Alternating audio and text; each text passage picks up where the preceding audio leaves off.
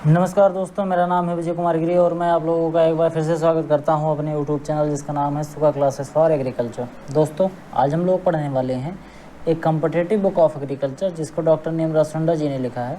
आज हम लोग पढ़ने वाले हैं इसमें एंटोमोलॉजी का दूसरा लेक्चर। इससे पहले मैंने पहला लेक्चर पढ़ा दिया है। आज हम लोग पढ़ने वाले हैं एंटोमोलॉजी का दूसरा लेक्चर। अगर हम टोटल बात करें तो ये 111वां लेक्चर हम पढ़ रहे हैं इस बुक का, जो कि कॉम्पिटिटिव बुक ऑफ एग्रीकल्चर के नाम से आती है। आज इसमें हम पढ़ने वाले हैं इंसेक्ट की मॉर्फोलॉजी के बारे में। इंसेक्ट की जो बॉडी होती है, उसके बॉडी में जो बॉडी होती है वो कितने लेयर्स की होती है, इसके बारे में पढ़ेंगे। इसके बाद हम पढ़ेंगे लार्वी के बारे में कि जो डिफरेंट ऑर्डर होते हैं इंसेक्ट में, उन ऑर्डर्स के जो लार्वी होते हैं उनको क्या बोलते हैं। एग, किसी को निम्फ बोलते हैं, किसी को कैटरपिलर बोलते हैं, किसी को ग्रब बोलते हैं, किसी को मैगोट बोलते हैं। इन सभी चीज़ों के बारे में डिटेल में समझेंगे कि ये होते कैसे हैं, मतलब ये देखने में किस तरीके से होते हैं, और इसके साथ साथ हम ये भी जानेंगे कि किस ऑर्डर में कौन से लार्वी पाए जाते हैं। इसके साथ साथ हम बात करेंगे मॉडिफिकेशन ऑफ माउथ पार्ट। जो माउथ पार्ट होते हैं जैसे chewing and piercing type mouth part, biting and chewing type mouth part, sucking and piercing type mouth part, lapping and wasping type of mouth parts, spawning type of mouth part, sponging type of mouth parts. ये different type के जो mouth parts होते हैं इनको detail में पढ़ेंगे। किसी भी इंसेक्ट का माउथ किस तरीके से है ये डिपेंड करता है कि वो खून चूसेगा या फिर वो काटेगा। वो चूसेगा कि काटेगा, क्या करेगा, ये उसके माउथ पार्ट के मॉडिफिकेशन से ही हम समझ पाते हैं। इसके साथ साथ हम पढ़ेंगे डाइजेस्टिव सिस्टम ऑफ इंसेक्ट। कोई भी इंसेक्ट है उसका जो डाइजेस्टिव सिस्टम होता है वो किस तरीके से काम करता है। डाइजेस्टिव सिस्टम में कौन कौन से ऐसे ऊतक होते हैं, कौन कौन से ऐसे टिश्यूज़ होते हैं, कौन कौन से ऐसे अंग होते हैं जो इंसेक्ट के डाइजेस्टिव सिस्टम में इन्वॉल्व होते हैं, और खाना किस तरीके से पचता है और किस तरीके से पूरा जो डाइजेस्टिव सिस्टम का प्रोसेस है वो कंप्लीट होता है। इन सभी चीज़ों के बारे में हम डिटेल में पढ़ने वाले हैं। तो चलिए स्टार्ट करते हैं। सबसे पहले हम जान लेते हैं कि एंटोमोलॉजी जो है वो एंटोमोलॉजी एक तरीके का ग्रीक वर्ड से ड्राइव किया गया है। और वो ग्रीक वर्ड क्या है? वो ग्रीक वर्ड है एंटोमोन। एंटोमोन का मतलब ग्रीक वर्ड में होता है इंसेक्ट, बोले तो कीड़ा। और लॉगस का मतलब क्या होता है? लॉगस का मतलब होता है डिस्कस करना, यानी कि किसी भी इंसेक्ट के बारे में या किसी भी कीड़े मकोड़े के बारे में डिस्कस करना क्या कहलाता है? एंटोमोलॉजी कहलाता है। ये किस तरीके का वर्ड है?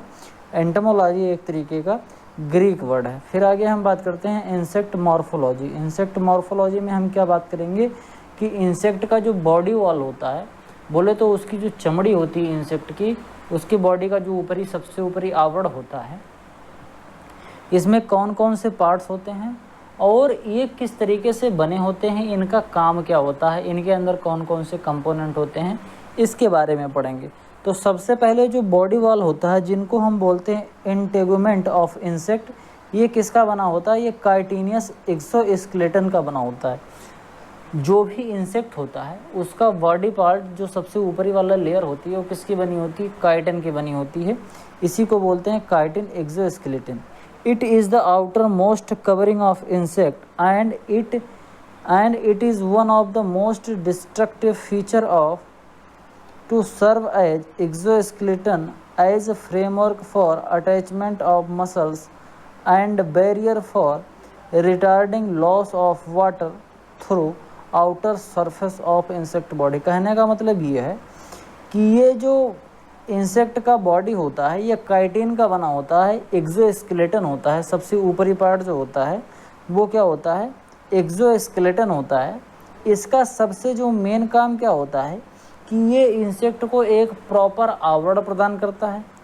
इसके साथ साथ क्या करता है, ये एक तरीके के जो मसल्स होती हैं अंदर, उनसे एक अटैचमेंट का बैरियर प्रदान करता है।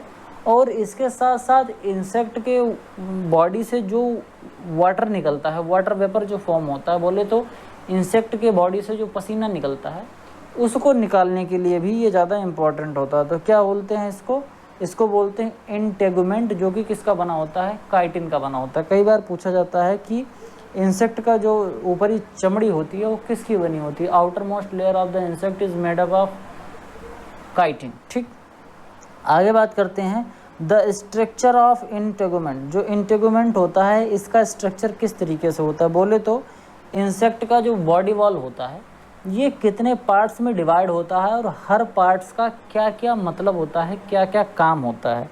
It is divide into 3 layers. जो इंटेगुमेंट होता है, बोले तो बॉडी वॉल जो होता है इंसेक्ट का, वो मेनली 3 पार्ट में डिवाइड होता है। तीनों पार्ट कौन से हैं उसको ध्यान से समझना। सबसे पहला जो पार्ट होता है वो क्यूटिकल होता है, ये अपर मोस्ट लेयर होता है। इसके बाद आता है अपना एपिडर्मिस। एपिडर्मिस भी कई पार्ट्स में डिवाइड होता है। और इसके बाद एपिडर्मिस को हम क्या बोलते हैं, हाइपोडर्मिस भी बोलते हैं। और इसके बाद बेसमेंट मेम्ब्रेन आती है। ध्यान से समझना, क्यूटिकल जो होता है वो 3 तरीके से बटा होता है, इंडोक्यूटिकल, एक्सोक्यूटिकल और एपिक्यूटिकल। ये जो क्यूटिकल होता है ये 3 पार्ट्स में डिवाइड होता है। कौन कौन से? एक तो सबसे बाहर जो होता है वो होता है एपिक्यूटिकल। ये जो पतली सी आपको एक परत दिख रही है ये किसकी है? ये एपिक्यूटिकल की है। इसी एपिक्यूटिकल के जस्ट नीचे कौन सी होती है? एक्सोक्यूटिकल होती है। और इसके जस्ट नीचे ये आपको जो ऑरेंज कलर का दिख रहा है इसको क्या बोलते हैं? इंडोक्यूटिकल बोलते हैं। तो क्यूटिकल मेन रूप से ये 3 पार्ट्स में डिवाइड होता है, ठीक। इसके बाद जो एपिडर्मिस होता है इसके जस्ट नीचे होता है इंडोक्यूटिकल के जस्ट नीचे होता है एपिडर्मिस। और इसके नीचे फिर क्या होता है? ये बेसमेंट मेम्ब्रेन होती है। ये फिर यहाँ से इंसेक्ट का जो इंटरनल ऑर्गन होते हैं वो सब शुरू हो जाते हैं। तो इंसेक्ट का जो बॉडी वॉल होता है वो 3 पार्ट्स में डिवाइड होता है। कौन कौन सा? सबसे पहला क्यूटिकल, दूसरा एपिडर्मिस और तीसरा बेसमेंट मेम्ब्रेन। क्यूटिकल 3 पार्ट्स में डिवाइड होता है। सबसे बाहर की तरफ एपिक्यूटिकल, उसके अंदर एक्सोक्यूटिकल, सबसे अंदर इंडोक्यूटिकल, इसके जस्ट अंदर एपिडर्मिस, इसके जस्ट अंदर फिर क्या होता है? बेसमेंट मेम्ब्रेन होती है। आगे हम बात करें क्यूटिकल की, तो क्यूटिकल में क्या क्या चीज़ें होती हैं, मतलब इन तीनों लेयर की हम बात कर रहे हैं, इंडोक्यूटिकल, एक्सोक्यूटिकल और एपिक्यूटिकल।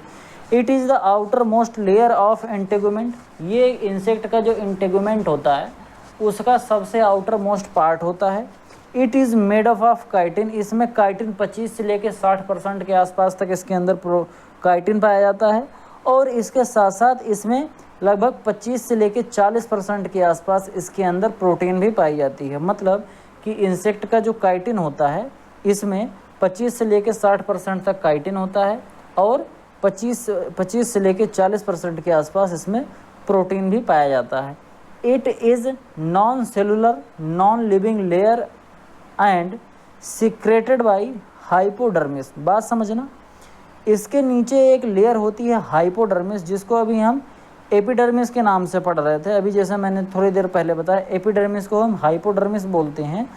तो आपको ये जो क्यूटिकल दिख रही है ये किससे बनी होती है? ये हाइपोडर्मिस का सिक्रेशन होता है। बोले तो यहाँ से जो एपिडर्मिस होता है, एपिडर्मिस और हाइपोडर्मिस एक ही बात है, यहीं से आपका क्या होता है? क्यूटिकल सिक्रेट होती है। फिर वो क्यूटिकल ये 3 लेयर बनाती है। तो ये जो आपकी क्यूटिकल होती है एक तरीके की नॉन सेलुलर होती है, मतलब इसमें कोई कोशिका नहीं होती है और ये डेड पार्ट होता है। कहने का मतलब ये है कि अगर जैसे हमारा नाखून होता है, नाखून को अगर कोई काट दे तो हमें दर्द नहीं होता, बाल को कोई काटता है तो हमें दर्द नहीं होता है। क्यों? क्योंकि ये नॉन लिविंग है, यानी कि डेड सेल से बनी होती है। इसी तरीके से जो ये क्यूटिकल है ये भी नॉन लिविंग होता है, ये बिना सेल का होता है, यानी कि नॉन सेलुलर होता है और नॉन लिविंग लेयर होता है जो कि हाइपोडर्मिस के द्वारा सिक्रीट करा जाता है। बात ऐसे समझो, जैसे मान लो कि हमारी बॉडी से कुछ पसीने की जगह पर, जैसे हमारी बॉडी से जो पसीना निकलता है, पसीना ना निकल कर क्या निकले? काइटिन निकलने लगे और प्रोटीन निकलने लगे। तो वो धीरे धीरे धीरे धीरे हमारी बॉडी पर वो एक लेयर बना लेगा। वही लेयर होती है जिसको हम बोलते हैं काइटिन, ठीक। इसमें क्यूटिकल हो, उसी लेयर को हम क्या बोलते हैं? क्यूटिकल। इसके अंदर काइटिन पाया जाता है और प्रोटीन पाया जाता है।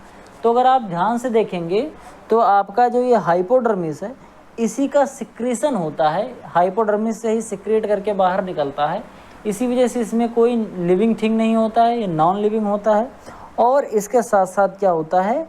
ये इसके अंदर कोई कोशिका भी नहीं होती है। फिर आगे हम बात करें, cuticle is further divide into epicuticle and procuticle. बात समझना, ये एपिक्यूटिकल है और प्रोक्यूटिकल किसको कहते हैं? इन दोनों को मिला के हम प्रोक्यूटिकल बोल देते हैं। जैसे एक्सोकार, एक्सोक्यूटिकल और इंडोक्यूटिकल, ये एक्सो और इंडो इन दोनों को मिलाकर हम क्या बोल देते हैं, प्रोक्यूटिकल बोल देते हैं। The epicuticle is made up of non chitinous protein layer, ये जो बना होता है नॉन काइटिनियस प्रोटीन लेयर का बना होता है। बोले तो इसमें काइटिन नहीं होता, प्रोटीन की अधिकता होती है। और जो प्रोक्यूटिकल होता है having chitin and protein layer, इसके अंदर काइटिन और प्रोटीन लेयर दोनों होती है। कहने का मतलब ये है कि इन दोनों में प्रोटीन और काइटिन दोनों होता है, लेकिन जैसे जैसे ये बाहर जाता है तो धीरे धीरे प्रोटीन क्या होता है वो ख़त्म होती जाती है, और ऊपर आते आते तो उसमें केवल और केवल नॉन काइटेनियस प्रोटीन पाया जाता है। मतलब इसमें इसके अंदर जो ये प्रोटीन होता है ये ख़त्म होता जाता है, और बाहरी स्किन जो होती है वो नॉन काइटेनियस हो जाती है। मतलब इसमें काइटिन होता ही नहीं है, ऊपर केवल प्रोटीन होती है। एक बार मैं फिर से बता दूं, इन दोनों को मिलाकर एक्सोक्यूटिकल और इंडोक्यूटिकल, इन दोनों को मिलाकर क्या बना होता है, प्रोक्यूटिकल। प्रोक्यूटिकल के अंदर काइटिन और प्रोटीन दोनों चीज़ें होती हैं, लेकिन जब धीरे धीरे यही दोनों ऊपर आती हैं, इपिक्यूटिकल बनती हैं, तो इपिक्यूटिकल बनते समय इनके अंदर की जो काइटिन होती है वो धीरे धीरे ख़त्म हो जाती है, और ऊपर क्या दिखता है हमको, प्रोटीन की एक लेयर दिख रही होती है। समझ गए बात। आगे बात करते हैं काइटिन की। तो काइटिन क्या होता है, एक तरीके का नाइट्रोजनस पॉलीसेकेराइड होता है, जो कि एक कार्बोहाइड्रेट होता है। काइटिन क्या होता है, एक ऐसा कार्बोहाइड्रेट होता है जिसके अंदर नाइट्रोजन होता है, consist of several chain of acetyl glucosamine and glucosamine residue. इसके अंदर क्या क्या होता है, इसके अंदर एसिटिल ग्लूकोसेमाइन होता है और ग्लूकोसेमाइन का रेजिड्यू होता है। अगर हम सीधे सीधे भाषा में बात करें तो जो काइटिन होता है वो एक तरीका का पॉलीसेकेराइड होता है, जो कि कार्बोहाइड्रेट होता है, और इसके अंदर नाइट्रोजन पाया जाता है। मतलब नाइट्रोजनस पॉलीसेकेराइड ये कार्बोहाइड्रेट होता है क्या, अपना काइटिन। आगे बात करते हैं आर्थ्रोपोडिन।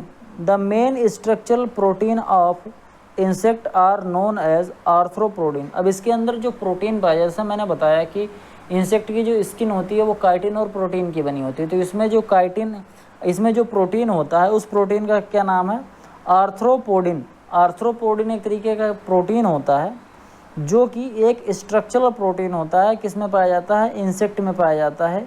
It is untanned protein and soluble in water. ये एक अनटैंड प्रोटीन होता है और पानी में आसानी से इसको घोला जा सकता है, पानी में आसानी से ये घुल जाता है। कौन सा प्रोटीन होता है, आर्थ्रोपोडिन प्रोटीन होता है।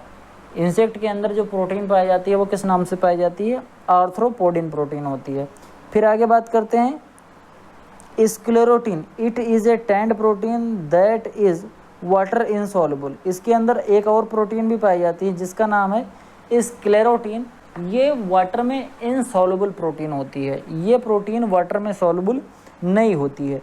उसके बाद जो अगला है वो है रेजिलिन। ये होता है elastic protein responsible for the flexibility of wings and sclereids. Insect का जो पंख होता है और उसके जो स्क्लेराइड्स होते हैं उसके अंदर ये प्रोटीन पाई जाती है जिसको हम बोलते हैं रेसिलिन। ये क्या होता है, एक तरीके का इलास्टिक प्रोटीन होता है जो कि इंसेक्ट के अंदर फ्लेक्सिबिलिटी को मेंटेन करता है, कि जिससे इंसेक्ट के जो विंग्स हैं वो थोड़े से फ्लेक्सिबल रहें, थोड़े से लफ जाएं, एक तरीके से फ्लेक्सिबल होते हैं। तो बात समझते हैं। पहली बात तो इनके अंदर काइटिन होती है। जो काइटिन होती है वो कहाँ से निकलती है, एपिडर्मिस, जिसको हम हाइपोडर्मिस बोलते हैं, वहाँ से निकलती है।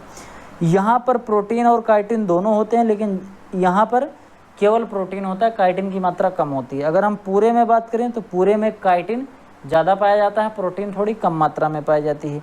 इसके बाद हम बात करें, इसके अंदर आर्थ्रोपोडिन नाम का एक प्रोटीन पाया जाता है, स्ट्रक्चरल प्रोटीन होता है। ये वाटर में सॉल्युबल होता है। एक दूसरे तरीके की प्रोटीन पाई जाती है जिसको हम स्क्लेरोटिन बोलते हैं, ये वाटर में इनसॉल्युबल होता है ये प्रोटीन। फिर आगे है रेजिलिन।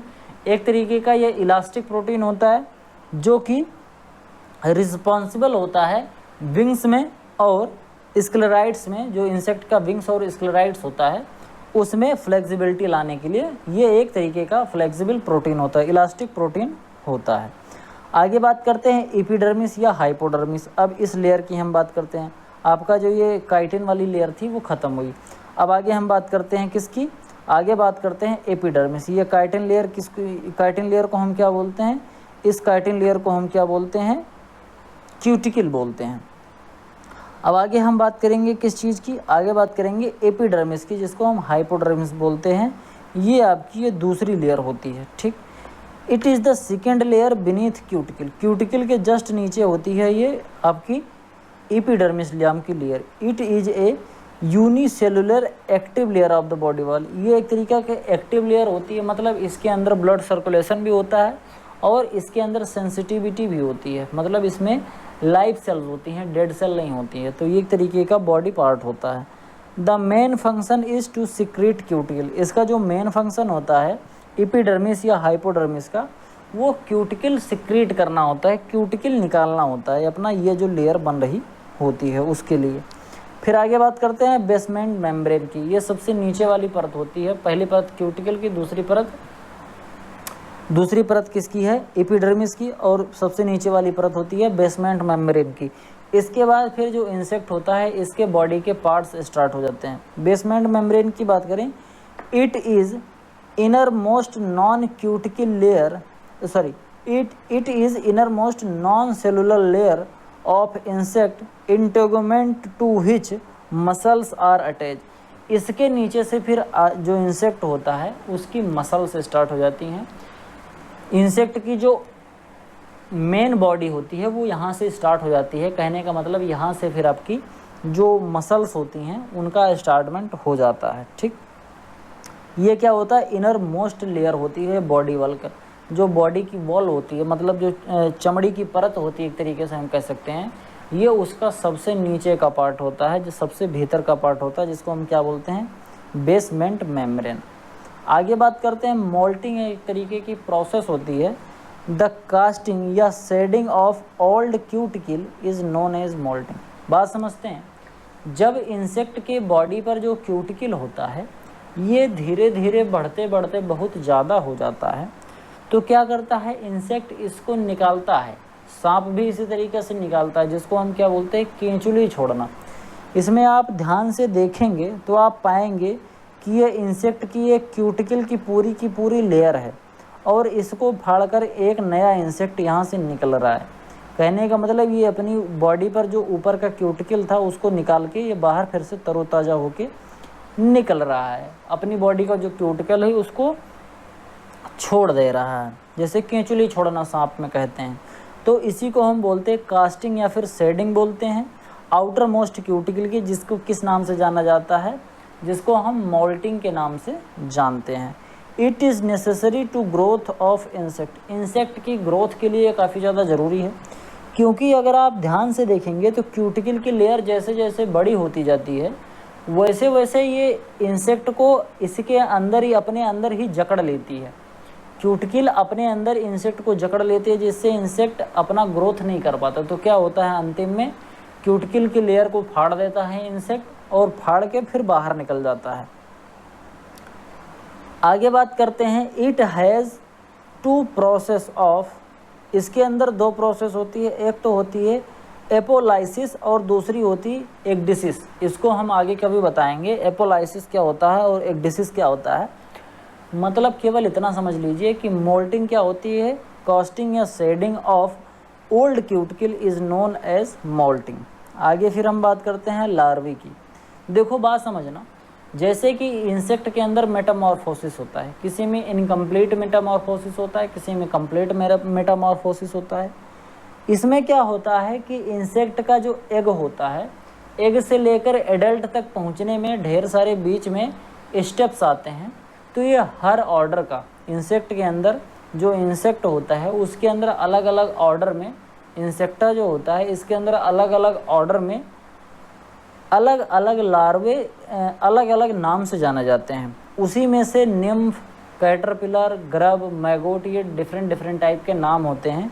ये देखने में अलग अलग होते हैं, इसी वजह से इनके नाम भी अलग अलग हैं। उसमें सबसे पहला आता है निम्फ। ये एक तरीके का इमेच्योर स्टेज होता है आर्थ्रोपोडा का और हेमीपटेरा का। आर्थ्रोपोडा जो ऑर्डर होता है और हेमीपटेरा जो ऑर्डर होता है, इन दोनों ऑर्डर का जो इमेच्योर बेबी होता है, एग से निकलता है, ये होता है आपका क्या होता है, ये निम्फ कहलाता है। अगर आप इसको ध्यान से देखेंगे तो आपको यहाँ दिखेगा कि ये तो एडल्ट है, ठीक, ये एडल्ट कॉकरोच है, और आप यहाँ पर देख रहे हैं तो ये निम्फ कॉकरोच है। दोनों में आपको थोड़ा सा अंतर दिख रहा होगा। इसमें आप देखेंगे तो इसके अंदर आपको विंग्स नहीं दिखेंगे, जबकि इसमें ऊपर एक विंग्स दिख रहा होगा, ठीक, यानी कि इस पर पंख दिख रहे हैं और इसमें पंख नहीं है। तो इसको हम क्या बोलते हैं? निम्फ बोलते हैं।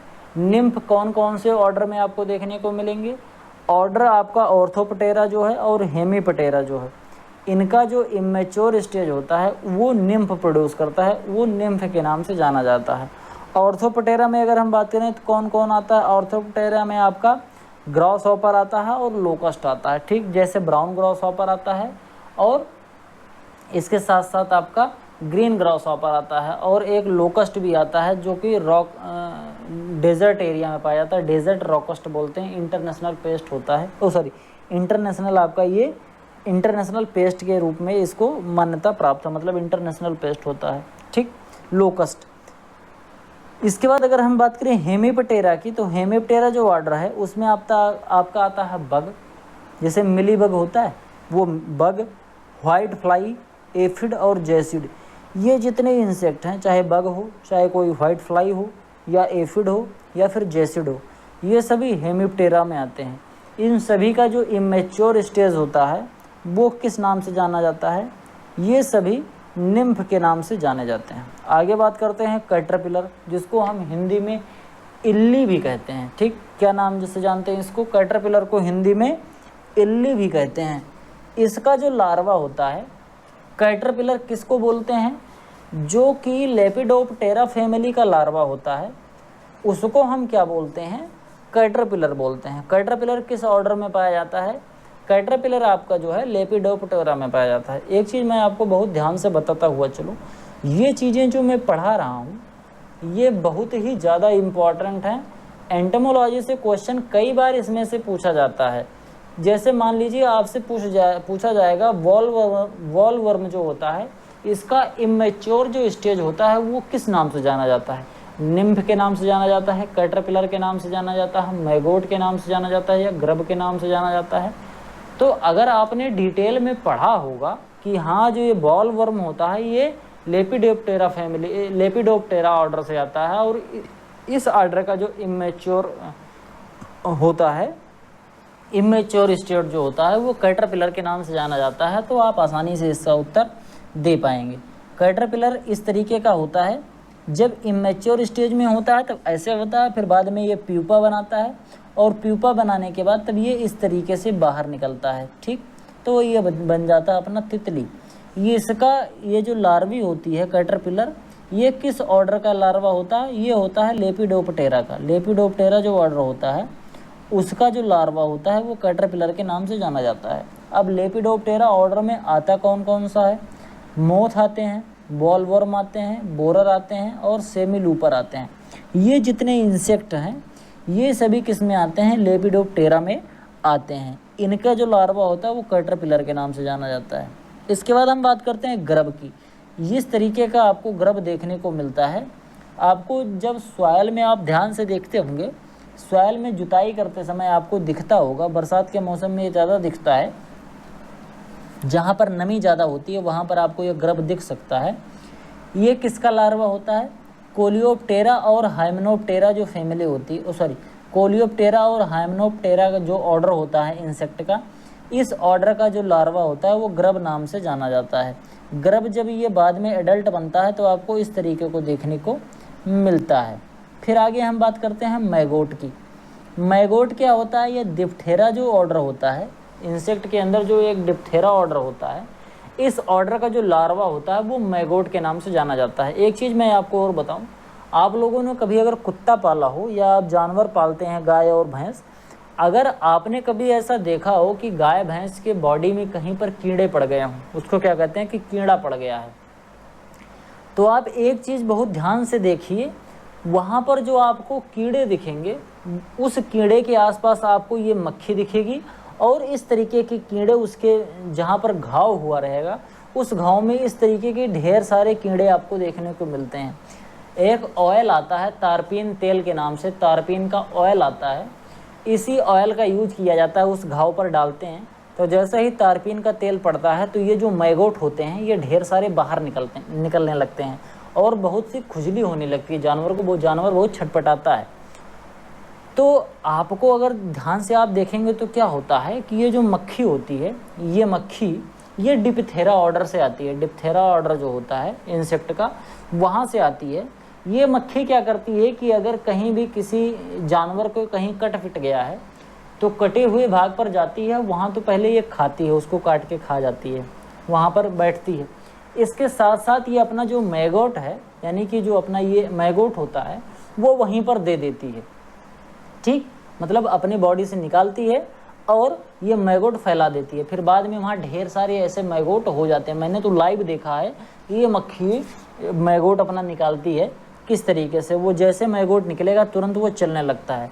तो ये ढेर सारे आपको जो कोई चीज़ जहाँ सड़ा होता है वहाँ पर आपको जो ढेर सारे कीड़े देखने को मिलते हैं तो यही होते हैं मैगोट। ये किस फैमिली से आते हैं, सॉरी ये किस ऑर्डर से आते हैं। देखो मैं बीच बीच में कभी बार फैमिली बोल दे रहा हूँ तो वो बोलने में थोड़ी सी गलती हो रही है। ये डिप्थेरा है, हेमिप्थेरा है, लेपिडोप्टेरा, ये सभी ऑर्डर हैं। तो कंफ्यूज नहीं होइएगा बिल्कुल भी। अगर मान लो फैमिली एक आध बार निकल गई हो अनकॉन्शियसली तो उसको माइंड नहीं करिएगा। डिप्थेरा ऑर्डर में क्या आता है, मैगोट। डिप्थेरा ऑर्डर का जो लार्वी होता है उसको किस नाम से जानते हैं, उसको मैगोट नाम से जानते हैं। ये एगलेस होते हैं, नॉन एज मैगोट। इनके अंदर कहने का मतलब ये है, ये जब निकलते हैं तो ये लेगलेस होते हैं, मतलब इनके अंदर पैर नहीं होते। ये जब निकलते हैं तो आप इसमें ध्यान से अगर देखेंगे तो इनके जो मैगोट्स होते हैं इसमें पैर नहीं होते हैं। ऑल ट्रू फ्लाइज आर भी, जितने भी ट्रू फ्लाइज होते हैं मतलब जो मक्खियाँ होती हैं इनके जितने भी लार्वी होते हैं, वाइट फ्लाई नहीं होता, देखना ध्यान से समझ लेना, वाइट फ्लाई नहीं होता, वाइट फ्लाई का दूसरा होता है। वाइट फ्लाई का भी मैंने थोड़ी देर पहले पढ़ाया है। ट्रू फ्लाई जितनी होती है मतलब जो मधुमक्खियाँ होती हैं, ये हाउस फ्लाई जो होती है मतलब घरेलू जो मक्खी होती है, छोटी मक्खी, बड़ी मक्खी, कई तरीके की घर वाली मक्खियाँ भी होती हैं, इनकी कई वेराइटीज़ होती हैं। तो उसमें जितने भी मक्खियाँ होती हैं उनकी लार्वी जो होते हैं उनको हम क्या बोलते हैं, उनको हम मैगोट कहते हैं। आगे अगर हम बात करें माउथ पार्ट्स की, इंसेक्ट का जो माउथ पार्ट होता है वो कई पार्ट्स में कई तरीके का होता है। एक बार मैं फिर से अगर आपसे बताऊं कि इंसेक्ट का जो माउथ पार्ट होता है, इनके माउथ पार्ट्स में मॉडिफिकेशन हो जाता है। अगर हम ध्यान से देखें तो एक नॉर्मल जो इंसेक्ट होता है उसके माउथ पार्ट्स में इतने पार्ट्स होते हैं। जैसे कौन कौन सा पार्ट्स होता है, लेब्रम होता है, लेबियम होता है, मैक्सिला होता है, मैंडिबल्स होता है। ये 5 पार्ट्स बहुत होते हैं और ये हाइपोफेरनिक्स होते हैं। कौन कौन से होता है, लेब्रम होता है, लेबियम होता है, मैंडिबल्स होता है, मैक्सिला होता है। अब ध्यान से समझना, अगर मैं इसको आपको डिटेल में बताऊं तो ये जो लेब्रम होता है ये ऊपरी ओंठ होता है, लेबियम जो होता है ये निचला ओंठ होता है, हाइपोफेरनिक्स ये एक तरीके का दांत कह सकते हो, मैंडिबल्स जो होता है ये बाहर होता है। ये मैंडिबल्स से ही सबसे पहले ये पकड़ता है अपना जो वो क्या कहते हैं, मैंडिबल से ही अपना शिकार को पकड़ता है। और अपने ये जो मैक्सिला होता है इससे अपने शिकार को वो थोड़ा सा आकार देता है, मतलब दाएं बाएं अगर उसको मोड़ना होता है तो इसी से पकड़ के मोड़ता है, फिर अपने मुंह से ये फिर अंदर अपने मुंह में रख लेता है और आराम से खा लेता है। तो ये माउथ पार्ट्स जो होता है वो डिफरेंट टाइप के होते हैं।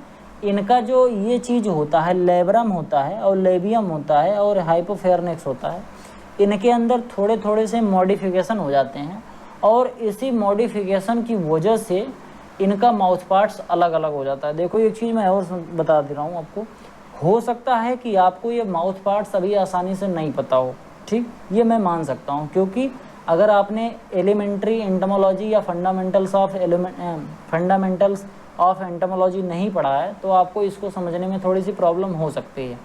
इसी वजह से मैं आप लोगों से एक बार फिर से कह रहा हूँ कि अगर आप लोगों ने नहीं पढ़ा है तो जो मैंने अभी लेक्चर पढ़ा रखा है वो फंडामेंटल्स ऑफ एंटोमोलॉजी, जो उसके कुछ लेक्चर्स हैं वो आप चैनल की प्लेलिस्ट में जाएंगे तो प्लेलिस्ट में आपको एक प्लेलिस्ट मिलेगी फंडामेंटल्स ऑफ एंटोमोलॉजी नाम की, उसको आप ज़रूर देख लें। तो उसमें जितने लेक्चर अगर आप उसको ध्यान से देख लेंगे तो आपको ये सब चीज़ें समझ में आएंगी, क्योंकि यहाँ पर जो चीज़ें लिखी गई हैं वो बहुत ही डिटेल में नहीं लिखी गई हैं, ऐसे ऊपर ऊपर से लिखा गया है, जो कि वन लाइनर टाइप में है। कॉम्पिटिटिव एग्जाम में इससे क्वेश्चन बनते हैं, तो ऐसा हो सकता है कि आपको थोड़ी चीज़ें कम समझ में आए। अब हम बात करते हैं बॉडी पार्ट्स की, सॉरी माउथ पार्ट्स की। तो माउथ पार्ट में सबसे पहला होता है बाइटिंग एंड चीविंग टाइप, मतलब काटते हैं और चबाते हैं। ये किसके अंदर पाए जाते हैं? ये सबसे पहला ग्रास हॉपर के अंदर पाए जाते हैं, लोकस्ट में पाए जाते हैं, बीटल में पाए जाते हैं, और लेपिडोप्टेरा का जो लार्वे होते हैं उनका मुंह भी इसी तरीके से होता है, या बाइटिंग और चीविंग टाइप का होता है। ये क्या करते हैं कि पहले इंसेक्ट को या अपना जो भोजन होता है उसको पकड़ते हैं। ठीक, पकड़ने में किसका काम लेते हैं? पकड़ने में सबसे पहले वो काम लेते हैं अपना मैक्सिला का और मैंडिबल्स का, इससे पकड़ लेते हैं।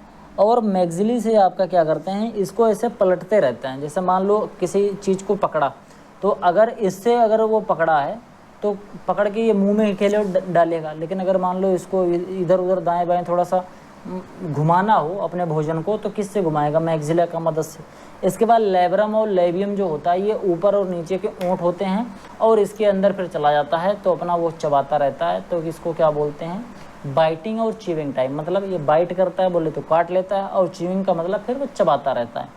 तो बाइटिंग और चीविंग टाइप का माउथ पार्ट किसके अंदर पाया जाता है? ये पाया जाता है आपका ग्रास हॉपर, लोकस्ट, विटिल्स और लार्वी ऑफ लेपिडोप्टेरा, इनमें सब में पाया जाता है। फिर अगला है पियर्सिंग एंड सकिंग टाइप। ये मच्छरों में पाया जाता है, मॉस्क्यूटो है, एफिड है, बग है और लीप हॉपर है। इसमें क्या होता है कि ये क्या करते हैं? Piercing and sucking type.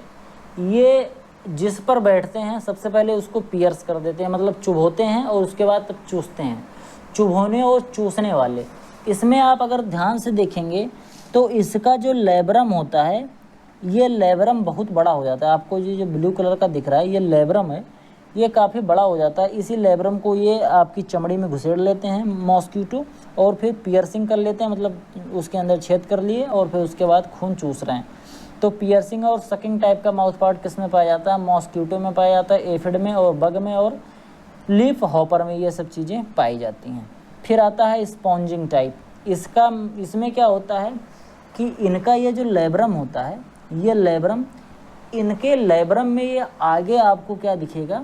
Labrum पैल्पी में आपको कुछ ऐसा चीज़ दिखता है जैसे स्पंज लगा हो। ठीक, जैसे सोक्ता लगा हो। स्पंज समझते हैं ना? स्पंज जो गद्दियों में लगा होता है, सीट कवर में जो लगा होता है, उसको क्या बोलते हैं? स्पंज।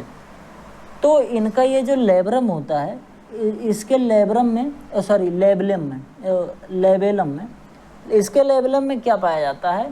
ये स्पंज टाइप का एक स्ट्रक्चर पाया जाता है। तो ये क्या करते हैं, जब किसी भी चीज़ में ये ऐसे मुंह लगाते हैं तो वो चीज़ वहाँ पर चिपक जाता है। जैसे अगर किसी लिक्विड में लगाए तो लिक्विड इस पर चिपक जाएगा, सोख लेगा। अगर किसी ठोस चीज़ पर लगाए तो वो थोड़ा सा चिपक जाएगा। तब जब ये चिपक जाता है तब इसको ये फिर बाद में फिर इसको खाते हैं। तो इसको क्या बोलते हैं? स्पॉन्जिंग टाइप का।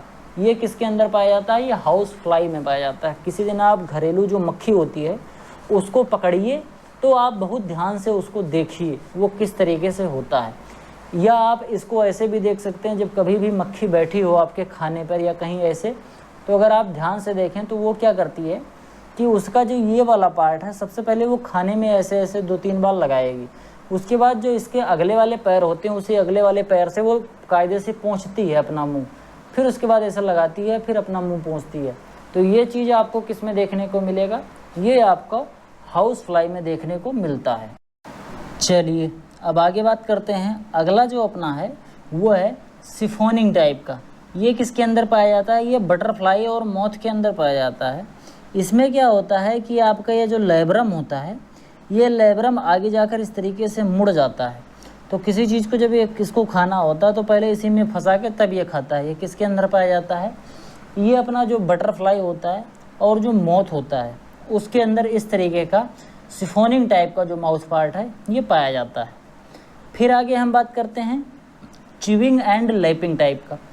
च्यूइंग एंड लैपिंग टाइप का मतलब पहले ये क्या करते हैं? चबाते हैं और उसकी लुगदी बनाते हैं, तब उसको खाते हैं। ये किसके अंदर पाया जाता है?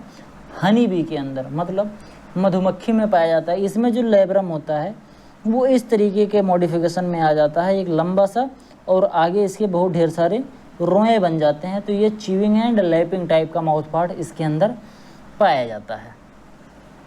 अगले तरीके का जो माउथ पार्ट है वो है रेस्पिंग एंड सकिंग टाइप का माउथ पार्ट। ये किस में पाया जाता है? ये थ्रिप्स में पाया जाता है। ये एक तरीके का एसिमेट्रिकल माउथ पार्ट होता है। बोले तो इसके अंदर जो माउथ पार्ट होता है ये सिमेट्रिकल नहीं होता। बोले तो इधर से अगर काटेंगे तो दो इक्वल पार्ट्स में ये डिवाइड नहीं होगा। ये एसिमेट्रिकल माउथ पार्ट एक तरीके का होता है। इसमें क्या होता है, इसमें बाकी चीज़ें तो ठीक होती हैं, लेकिन आपका जो लेबियल पल्प होता है, जो लेब्रम होता है, वो इस तरीके से थोड़ा सा इसके अंदर मॉडिफिकेशन हो जाता है। इसी वजह से इसको रेस्पिंग एंड सकिंग टाइप बोलते हैं। मतलब ये रेस्पिंग करता है और फिर सकिंग करता है। इस तरीके का जो इंसेक्ट होता है यह किसके अंदर पाया जाता है? ये थ्रिप्स के अंदर पाया जाता है। अब एक बार अगर आप ध्यान से देखें तो ये डिफरेंट टाइप के इंसेक्ट के माउथ पार्ट्स हैं। जैसे च्यूइंग टाइप और सकिंग टाइप का ये एक तरीके का होता है। ये बिल्कुल आदर्श रूप का एक होता है। जब हम कभी इंसेक्ट का माउथ पार्ट पढ़ते हैं तो यही हमको फिगर दिखा के पढ़ाया जाता है। ये च्यूइंग टाइप का होता है। इसमें लेबियम, लेब्रम और मैंडिबल्स ये सब दिख रहा है आपको। आगे फिर आप देखेंगे ये जो लेब्रम होता है इसी का अलग अलग जगह पर ये मॉडिफिकेशन दिख रहा है। इसमें इस तरीके का हो गया है, इसमें ये वाला है, इसमें इस तरीके का मुड़ गया है और इसमें ये है।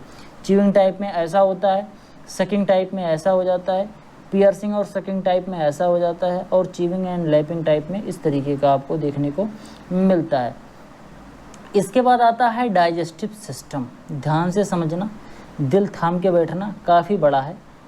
तो इसको हम कब पढ़ाएंगे? इसको हम पढ़ाएंगे अगले लेक्चर में। आज के लेक्चर में केवल इतना ही। आई होप आपको वीडियो पसंद आया होगा। वीडियो पसंद आया हो तो वीडियो को लाइक करें। चैनल पर पहली बार आए हैं तो चैनल को सब्सक्राइब करें। मिलते हैं किसी दूसरी वीडियो में। दूसरी वीडियो बोले तो अगली वीडियो में, जिसमें हम क्या पढ़ेंगे? डाइजेस्टिव सिस्टम के बारे में डिटेल में पढ़ेंगे। तब तक के लिए इजाज़त दीजिए। धन्यवाद।